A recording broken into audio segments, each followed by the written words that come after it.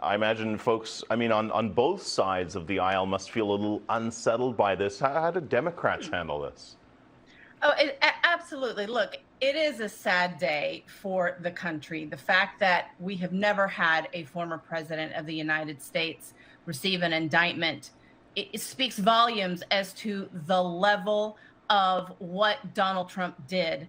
And with all due respect to my dear friend Alice and every Republican who seems to be so outraged by this, even though they are supposedly the party of law enforcement. We don't know what's in the indictment. The indictment is sealed, and we won't know what's in it until Tuesday. But from other reports that we have seen, there are over 30 charges in this indictment.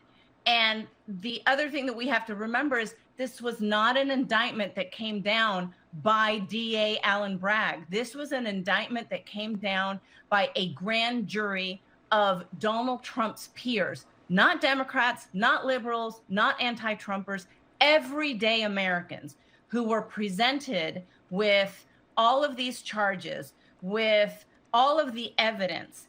And they said, yes, there is enough here to move forward. That is how our justice system works. And what is the beauty of what happened today, Kim, is that it proved that no one is above the law, even a former president of the United States. Yeah, that's certainly the message being sent by Democrats. But, you know, on Tuesday, when he's expected to surrender, I mean, what will that look like and feel like politically and you know, beyond the political spectrum? I mean, are you expecting violence, Maria?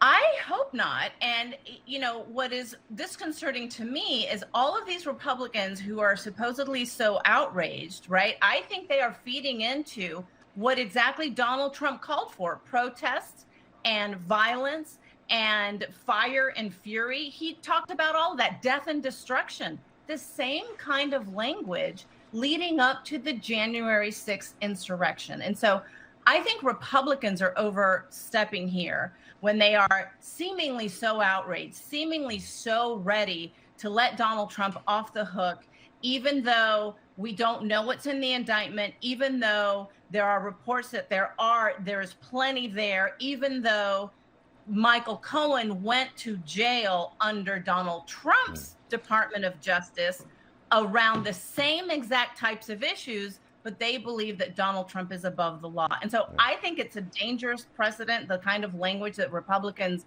are using, because they are putting him above the law. They don't think that he should be charged, even though they have no idea what's in this indictment.